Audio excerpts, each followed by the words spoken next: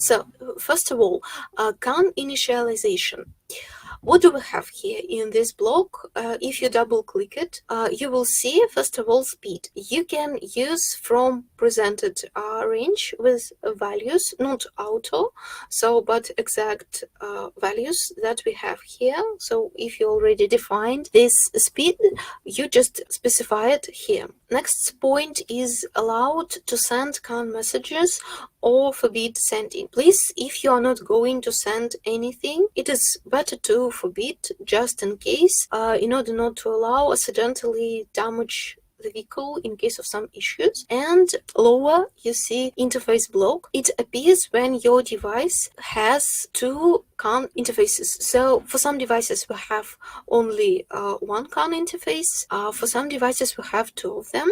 So you will see this line for those devices who has two interfaces. What is also important here is that it is necessary to initialize CAN interface only once. So if you create several branches, if you create several parts of the algorithm at different pages, please remember that initialization block, it should be only one in the very beginning before you do anything with the CAN bus, and it should be only one. It's very important. Otherwise, there will be issues with CAN work.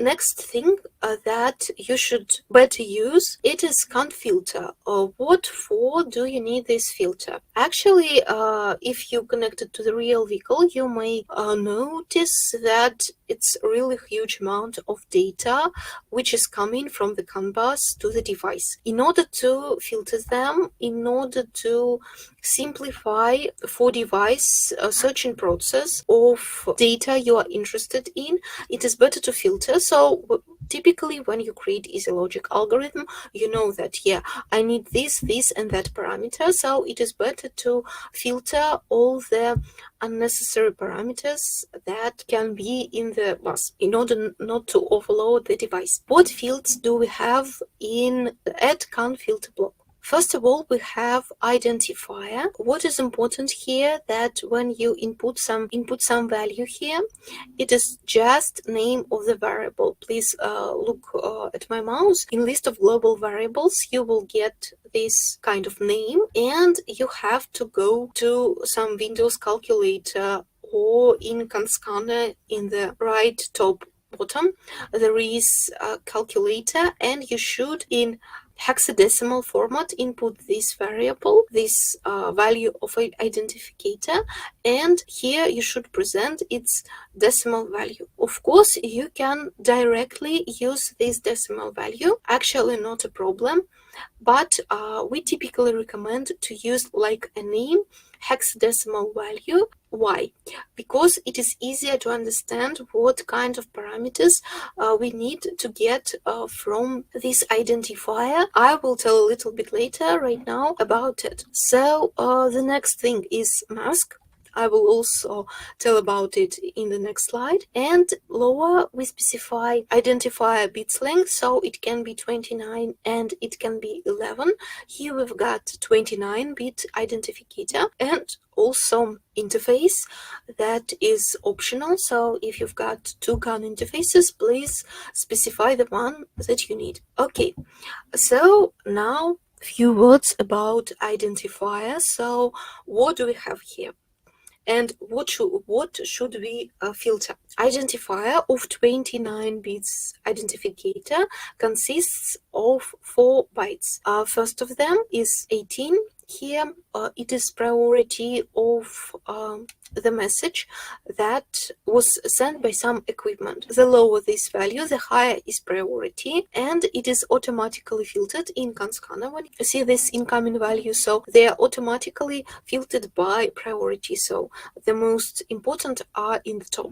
Byte 2 and 3, they are called PGN. It actually decodes content of the message. So by knowing this PGN for some standard for standard protocols, you can understand what is located in this message. For example, in some PGNs there are fuel level and odometer value. So you are searching particularly for this PGN through all identifiers of coming data. And you understand that, yeah, you need to find messages with this PGN. Priority can be different, and the last byte, which is number of the equipment, can also be different. But this central part, byte 2 and 3, they're not changing. And if there is this particular value, it decodes its content. So if it is for standard protocol, there is this particular variable, it means that in this message you will find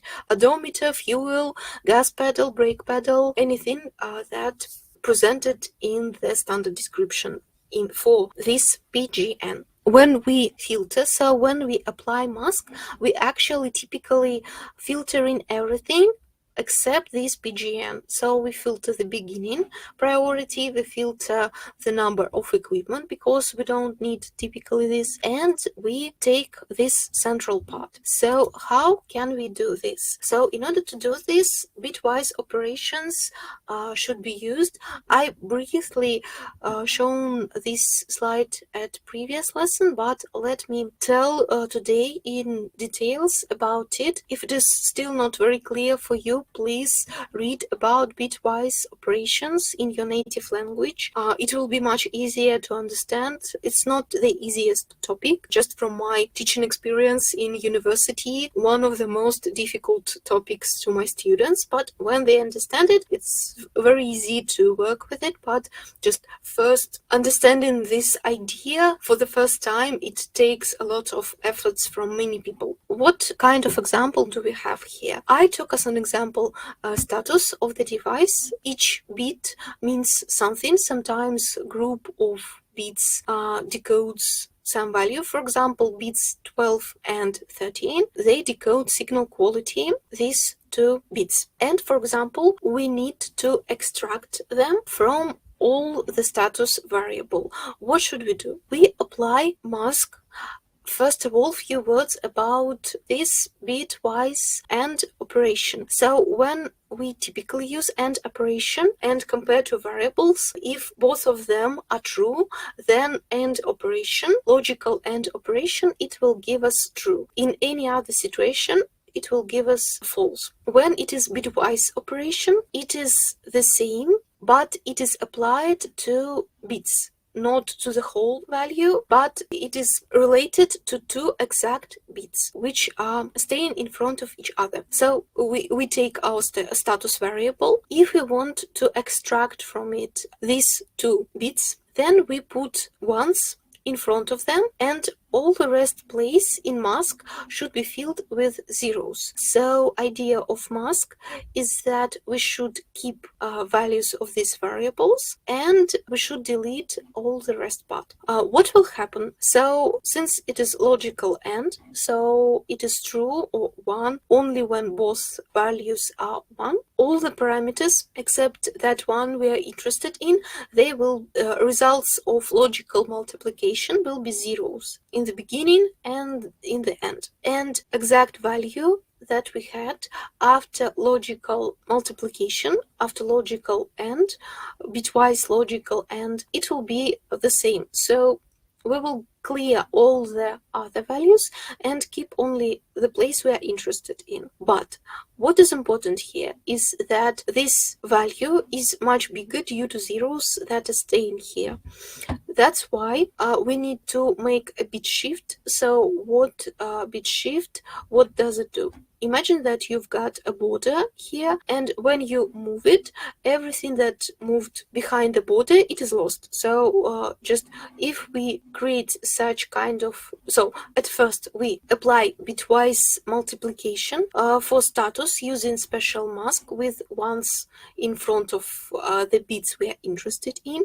After that, we obtain contain such kind of variable GSM status, and we should present bit shift for amount of bits we don't need. So in this situation it is 12 bits in the very beginning. They're 0, so they will not play a role, but we should, let me call it, delete all this information that is not relevant to this one. And after such kind of operation, we will extract these 2 bits from the status field, and we will save them to GSM status. We will have 1 0 there, and it is actually the value of our signal quality level we were interested in. By such kind of thing, we can extract some bits from the whole value. What is important here?